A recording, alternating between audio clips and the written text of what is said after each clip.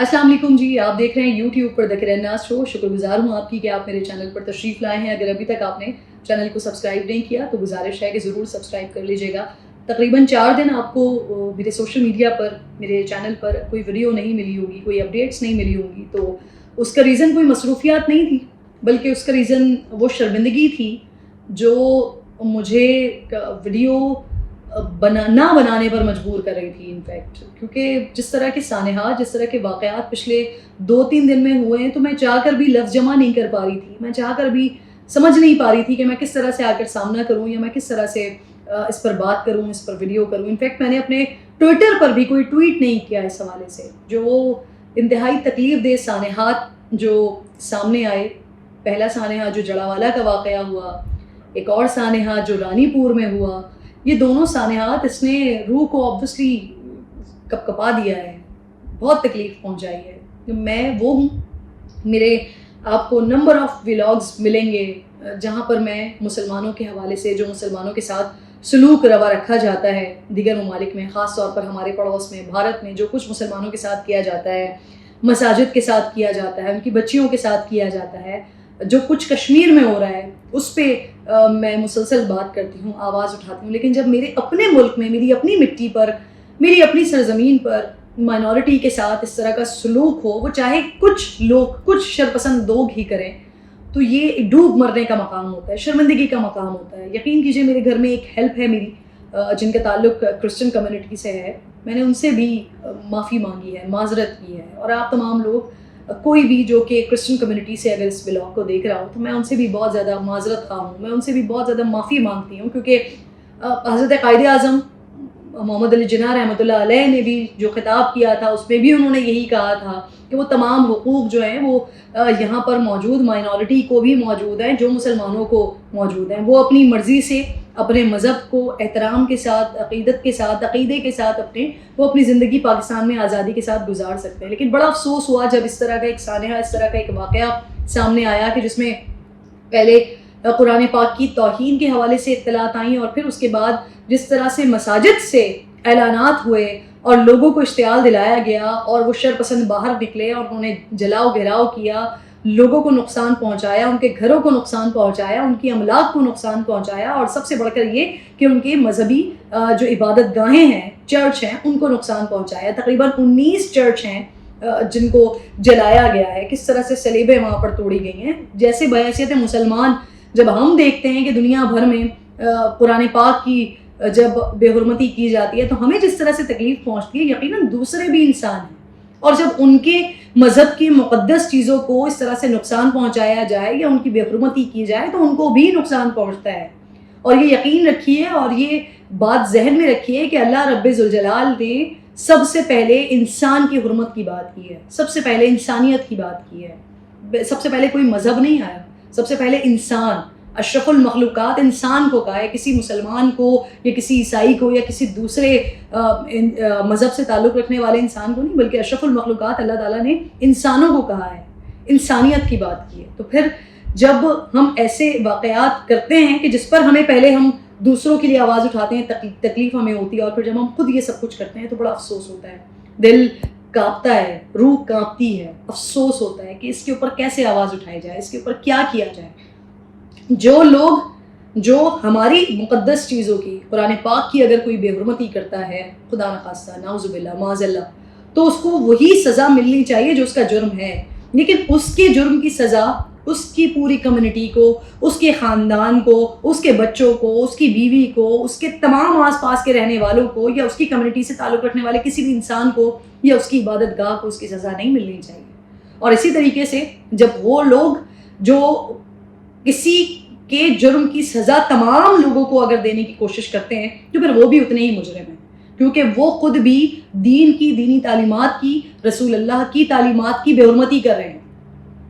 अगर ये सब कुछ करना होता तो फिर तो ये तालीमात हमें नाउज़ुबिल्लाह माज़अल्लाह आका अलैहिस्सलातु वस्सलाम से मिलनी चाहिए थी ना, कि अगर किसी ने कोई चीज़ की तो फिर हम उसकी बस्तियों को आग लगा दें या हम उसके गिरजाघरों को आग लगा दें। अगर ये हमारी तालीमात का हिस्सा है नहीं तो फिर हम कौन लोग हैं, हम किस किस्म के फसादी हैं, हम किस किस्म के शरपसंद लोग हैं जो ये हरकतें कर रहे हैं।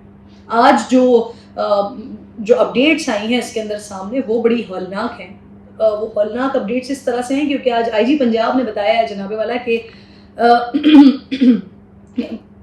جو یہ سارا سانحہ ہوا ہے، یہ سارا واقعہ ہوا ہے، یہ سب پری پلان واقعہ ہوا ہے، اور ایسا پری پلان واقعہ ہے کہ اس کی جو تنابیں ہیں وہ بیرون ملک سے مل رہی ہیں. یہ جو لوگ تھے جنہوں نے یہ تمام سانحہ واقعہ جنہوں نے آغاز کیا اس کا، ان کی جو جڑیں ہیں وہ بیرون ملک سے مل رہی ہیں، کیونکہ اس تمام سانحے سے پہلے وہ اپنے باہر جانے کا انتظام کر چکے تھے، وہ اپنے ٹکٹس وغیرہ کروا چکے تھے. تو میں تمام جو ہمارے سیکورٹی ادارے ہیں، جو ہماری ایجنسیز ہیں، میں ان سے ریکویسٹ کروں گی کہ مکمل طاقت کے ساتھ، مکمل قوت کے ساتھ اس کی تفتیش، اس کی تحقیق ہونی چاہیے. نہ صرف تحقیق تفتیش ہونی چاہیے بلکہ ان لوگوں کے اوپر بھی ہاتھ ڈالنا چاہیے، ان کو اس کو ہر طرح سے انٹرنیشنل فورمز پر بھی اٹھانا چاہیے اس سارے معاملے کو کہ پاکستان میں کیا کرنے کی کوشش کی گئی ہے، جس سے ہم خود تو دل گرفتہ ہیں، ہم خود تو تکلیف میں ہیں، پریشان ہیں وہ ایک طرف، لیکن یہ پاکستان کی بدنامی ہوئی ہے. پاکستان کے جھنڈے میں جو مائنورٹی کا رنگ ہے سفید، اس کو ہم نے داغدار کیا ہے. یہ کچھ شر پسند ٹولے نے، کچھ شر پسند عناصر نے اس سفید رنگ کو داغدار کیا ہے. تو اس کے اوپر تو مکمل طور پر تفتیش ہونی چاہیے، تحقیق ہونی چاہیے. اور سب سے امپورٹنٹ یہ کہ اس سے پہلے جو شری لنکا والا، جو شری لنکا کے رہنے والے تھے، اس کے ساتھ جو واقعہ ہوا، اس کے علاوہ دیگر واقعات ہیں، فہرست ہے ہمارے پاس، بہت سارے لوگوں کی ہمارے پاس فہرست ہے، جہاں پر بہت سے واقعات میں یہ بھی ہوا کہ کسی کے اوپر جھوٹا الزام لگا دیا گیا اور پھر اس کے بعد پتہ چلا کہ جی جس شخص کو مار دیا گیا ہے یا جس کی وجہ سے اتنا فساد کیا گیا ہے وہ تو بیچارہ اس ایسی کسی چیز میں انوالو ہی نہیں تھا. اس کے اوپر جھوٹا الزام لگایا گیا، شر پھیلایا گیا، گند کیا گیا اور پھر اس کے بعد وہ ثابت بھی نہیں ہوا. تو ایسے اگر کسی بھی شخص کو، ایسے کسی بھی بلوا اور شر پسندی کرنے والے کو اگر ہم نے عبرت کا نشان بنا دیا ہوتا نا، تو دوبارہ کسی کی جرت نہیں ہوتی نہ بے حرمتی کرنے کی، نہ ہی تو بے حرمتی کے واقعے پر جھوٹ پھیلا کر اس کو جھوٹا واقعہ بنا کر اس طرح سے فساد کرنے کی. تو وہ تمام لوگ بھی اتنے ہی قصوروار ہیں اور اتنے ہی بڑے مجرم ہیں جنہوں نے یہ سارا کچھ کیا ہے. افسوس اس بات کا تھا کہ وہ بچیاں، وہ بیٹیاں، وہ مائیں، وہ بہنیں، وہ بڑے، وہ بزرگ، جنہوں نے اپنی جان بچانے کے لیے راتوں میں بھی، آپ کو میں پکچرز بھی دکھا رہی ہوں ساتھ ساتھ، ایک دن پہلے آزادی کا جشن منا رہے ہیں اور ایک دن بعد بیچارے اپنی جان بچانے کے لیے کھیتوں میں جا کر سو رہے ہیں. ان کے اپنے گھر بار بھی نہیں گئے. ایک اور میں نے ایک واقعہ دیکھا، ایک بچی جس کی شادی تھی کچھ دنوں کے بعد، اس کے ماں باپ نے کس طرح سے جوڑ توڑ کے زیور اور جہیز اس کا بنایا تھا. جب وہ اگلے دن اپنے گھر میں واپس آئے تو ان کا گھر بار پورا ٹوٹا پھوٹا پڑا ہوا ہے. ان کے گھر میں زیور موجود نہیں ہے، اس بچی کا جو جہیز کا سامان تھا وہ کچھ بھی موجود نہیں ہے. کس قسم کے شر پسند لوگ ہیں، کس قسم کے جاہل اور غلیظ لوگ ہیں یہ، کہ جو نہ دین کے ہیں نہ مسلمان ہیں، یہ صرف شر پسندی کے ہیں. معاف کیجیے گا. بہرحال جی، میں اپنی ایجنسیز سے ایک بار پھر ریکویسٹ کروں گی، اپنے سیکورٹی اداروں سے ایک بار پھر ریکویسٹ کروں گی کہ اس کیس کو جانے نہ دیجیے گا. جتنے بھی لوگ جنہوں نے یہ سب گند کیا ہے، بہت سارے اس میں سے جو مسجد میں جنہوں نے اعلانات کیے، جو شرانگیزی وہاں پر کی ہے، اس کو بھی گرفتار کیا گیا ہے. 2 جو مرکزی ملزمان ہیں ان کو بھی گرفتار کیا گیا ہے. جن لوگوں نے یہ توڑ پھوڑ کی ہے، جن لوگوں نے مذہبی مقدس مقامات کو مسیحیوں کے اس کو نقصان پہنچایا، ان کو بھی گرفتار کرنا چاہیے اور ان کو بھی سخت سے سخت سزا ملنی چاہیے تاکہ پاکستان میں دوبارہ کسی کی جرت نہ ہو کہ وہ اس طرح کی کوئی حرکت کر سکے. اور ساتھ ساتھ اگر کوئی توہین کرنے والا بھی ہے ان میں تو ان کو بھی بغیر کسی خوف کے، بغیر کسی پریشر کے، کیونکہ ہمارا سب سے بڑا مسئلہ یہ ہے کہ جب اس طرح کے سانحات واقعات ہو جاتے ہیں تو پھر ہم پریشر کا بھی شکار ہو جاتے ہیں، ہم انٹرنیشنل پریشر کا شکار ہو جاتے ہیں، اور پھر جو توہین کرنے والا ہے، جو اس قسم کی حرکت کرنے والا ہے، ہم اس کو بھی سزا نہیں دیتے ہیں.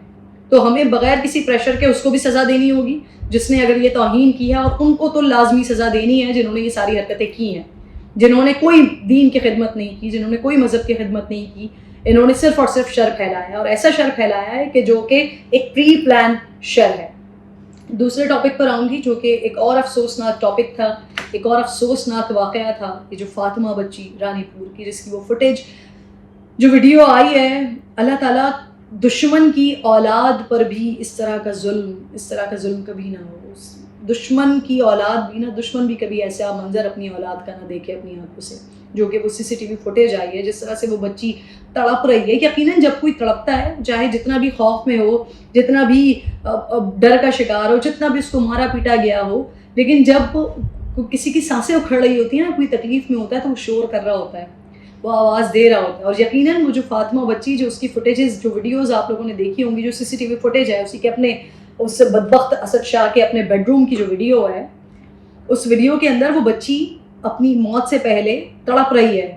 وہ وہاں پر جس حالت میں وہ ہے وہ ایکسپلین بھی نہیں کی جا سکتی, اور وہ نیم برہنہ حالت میں وہ بچی موجود ہے. وہ جس طرح سے تڑپ رہی ہے, اور پھر اس کے بعد وہ کس برے طریقے سے زمین پر گرتی ہے, اور پھر اس کے بعد اس کی جان نکل جاتی ہے. اور پھر بھی بہت دیر کے بعد اس کی بیوی کمرے کے اندر آتی ہے, اس کے ساتھ ایک اور بچی ملازمہ ہوتی ہے, وہ اس بچی کو دیکھتی ہے. اور پھر اس کے بھی بعد وہ جو بدبخت بے غیرت اندر پڑا ہوا ہے اسد شاہ, اپنے آپ کو بلینکٹ میں اچھے سے لپیٹ کر وہ اٹھتا ہے, اور وہ ایسے اٹھا کر جیسے کوئی یہ انسان کا بچہ نہیں بلکہ کوئی جانور مرا ہوا پڑا ہوا, وہ اس کو اٹھا کے دیکھتا ہے کہ جی یہ زندہ ہے یا مر گئی ہے, اور پھر اس کے بعد اس کو دوبارہ زمین پر پٹک دیتا ہے. تو یہ اس میں جو سب سے اہم اور جو سب سے تکلیف دہ چیز تھی میرے لیے وہ یہ تھی کہ ایک 10 سال کی بچی کسی کے بیڈ روم میں کیوں ہے, نیم برہنہ حالت میں کیوں ہے. بہت سارے لوگ اس پر بات کر رہے ہیں, میں نے بھی آج اپنے پروگرام میں بات کی, لیکن میں حیران ہوں اس بات پر کہ کوئی اس بات پر سوال کیوں نہیں اٹھا رہا ہے کہ وہ معصوم سی بچی, وہ 10 سال کی بچی نیم برہنہ حالت میں جس کے جسم کے اوپر اس کی قمیض نہیں تھی, وہ بغیر شرٹ کے تھی, وہ ایک چادر میں اس نے اپنے آپ کو لپیٹا ہوا تھا, وہ کسی آدمی کے کمرے میں کیوں تھی. اور اس کے بعد اس کی بیوی بھی اس کمرے میں, اس کی بیوی کا بھی ایکسیس موجود ہے. تو یہ کس قسم کے بے شرم بیہودہ لوگ تھے. ایک بچی جس کے بیڈ روم میں موجود ہے, میں سوچ رہی ہوں کہ جب اس کے اوپر, کیونکہ آج قبر کشائی کے بارے میں بھی عدالت نے کہہ دیا ہے, اس کی قبر کشائی ہوگی, اس کے بعد اس کا پوسٹ مارٹم کیا جائے گا. پوسٹ مارٹم کے بعد مجھے لگتا ہے کہ اس بچی کے ساتھ جنسی درندگی بھی ہوتی رہی ہے, اور شاید پہلی دفعہ کا واقعہ نہیں ہے, شاید بتدریج اس بچی کے ساتھ جنسی درندگی ہوتی رہی. کیونکہ اگر آپ اس کی تصویر دیکھیں تو اس کے چہرے کے اوپر ایک معصوم سی 10 سال کی بچی کے چہرے کے اوپر آپ کو ایک عمر رسیدہ خاتون جیسے اثرات نظر آتے ہیں. کیا کسی 10 سال کی بچی کا چہرہ ایسا ہوتا ہے؟ یا تو پھر اسے اس بدترین تشدد کا نشانہ بنایا گیا ہے, اس بدترین اسے جنسی درندگی کا نشانہ بنایا گیا ہے کہ اس بچی کی, معصوم سی بچی کے چہرے سے اس کا بچپن چلا گیا. وہ کس اذیت اور کس تکلیف میں مری ہے وہ تو میں اور آپ دیکھ ہی چکے ہیں, اس کی ہم CCTV فوٹیج ہی دیکھ چکے ہیں. لیکن اس کے ساتھ ساتھ جو شخص اپنے آپ کو پیر کہہ رہا تھا, اس نے جو کچھ اس کے ساتھ کیا, اس کی بیوی جو کچھ اس نے اس بچی کے ساتھ کیا, اور وہ ایک بچی نہیں ہے, وہاں پہ اور بھی بچیاں موجود ہیں. اور نہ صرف وہ بچی بلکہ کچھ ایسی بچیاں بھی سامنے آ گئیں, جس میں ایک اجالا بچی ہے, لڑکی ہے, وہ بھی سامنے آئی, اور اس نے بتایا کہ جب غصہ آتا تھا باجی کو تو وہ ہمیں کھولتا ہوا گرم پانی پلاتی تھی. باتھ روم میں ہوتے تھے, اگر باتھ روم صحیح سے سوکھتا نہیں تھا تو وائپر کے ڈنڈوں سے ہی ہمیں مارنا شروع کر دیتی تھی, سر پر چمچے مارا کرتی تھی, دیواروں میں سر مارا کرتی تھی. اگر کوئی غریب انسان, اگر کوئی شخص اپنے بچوں کو, سب سے پہلے تو ظلم اپنی اولاد کے ساتھ وہی شخص کر رہا ہے, لیکن پھر بھی اپنے حالات سے مجبور ہو کر اگر کوئی شخص اپنی اولاد کو آپ کے پاس چھوڑ آئے, تو کیا آپ کے اپنے گھر میں بچے نہیں ہوتے ہیں؟ کیا آپ لوگ خود اپنے آپ کو اپنی جگہ پر رکھ کے کسی دوسرے انسان کو نہیں سوچ رہے ہوتے ہیں, اس کو نہیں دیکھ رہے ہوتے ہیں؟ اسد شاہ, اس کو گرفتار کیا گیا ہے, جو پولیس ہے, کیونکہ سننے میں آ رہا تھا کہ ان کی طرف سے بھی معاونت کی گئی, جو اہل علاقہ تھے ان کی طرف سے بھی معاونت کی گئی, کیونکہ ہمارے سندھ میں کلچر ہے, ہمارے گاؤں دیہات میں یہ کلچر ہے, جس کے نام کے آگے سید لگ گیا, جس کے نام کے آگے شاہ لگ گیا, پھر اس کے جو بھی کرتوت ہوں, وہ جتنی بھی 2 نمبریاں کرتا ہو, وہ جتنی بھی غلاظت کرتا ہو, جی ہم نے اس کے آگے ہاتھ جوڑ دینے, ہم نے اس کے آگے سر جھکا دینا ہے. کیوں بھائی, کیوں؟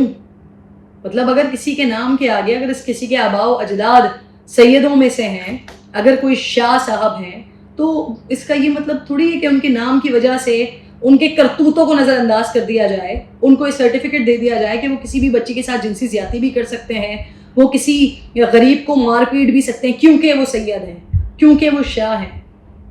تو سیدوں کے لیے یہ کہا جاتا ہے, اور یہ ہے ہمارا کہ وہ آقا علیہ الصلوۃ والسلام کی نسل میں سے چل رہے ہوتے ہیں, اسی لیے ان کی تعظیم کی جاتی ہے, ان کا ادب کیا جاتا ہے.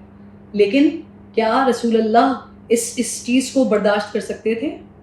کیا وہ یہ سوچ سکتے تھے, یا وہ اس چیز پہ تعلیمات ہمیں دے سکتے تھے؟ کیا معاذ اللہ ہم یہ سوچ سکتے ہیں کہ وہ کسی کی بھی انسان کے ساتھ زیادتی ہو رہی ہو اور وہ اس کو اس طرح سے معاف کر دیں؟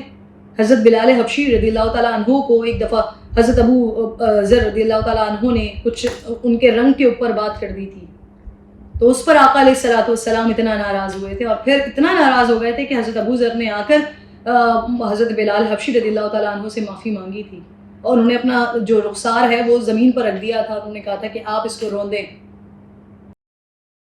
تو یہ ہمارے دین کی تعلیمات ہیں، اور ہم پتہ نہیں کون سے مذہب میں جی رہے ہیں، پتہ نہیں کون سے ہم نے اپنے عقیدے بنائے ہوئے ہیں. جی لوگ ہیں، ان کے نام کی وجہ سے ان کو جو ہے وہ سر یسر کریں گے، ان کے نام کی وجہ سے ان کے آگے ہاتھ جوڑیں گے، ان کے نام کی وجہ سے ان کے آگے سر جھکا دیں گے، لیکن ان کے کرتوت اور ان کے عمل پہ پردہ صرف اور صرف ان کے نام کی وجہ سے ڈال دیں گے. کیسے ہو سکتا ہے؟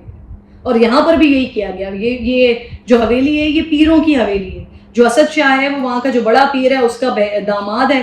پہلے بڑے پیر کے گھر پہ بچی تھی، پھر بڑے پیر کے گھر سے وہ داماد صاحب کے گھر پہ آ گئی بچی، اور پھر بچی کے ساتھ جو کچھ ہوتا رہا وہ بیچاری مر گئی وہاں پر. لیکن ہم یہ سوچتے ہیں کہ پیروں کا گھر تھا. بہت سارے لوگ اس کے اوپر پردہ اس لیے ڈالنے کی کوشش کریں کہ جی پیر ہیں.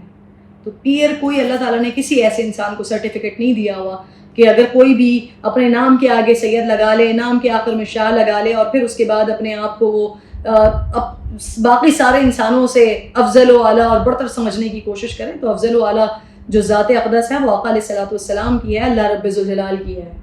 اس کے علاوہ کوئی بھی انسان جو اس طرح کی حرکتوں میں انوالو ہو، جو اس طرح کی حرکتیں کر رہا وہ کوئی بھی اعلیٰ اور رفیع نہیں ہے.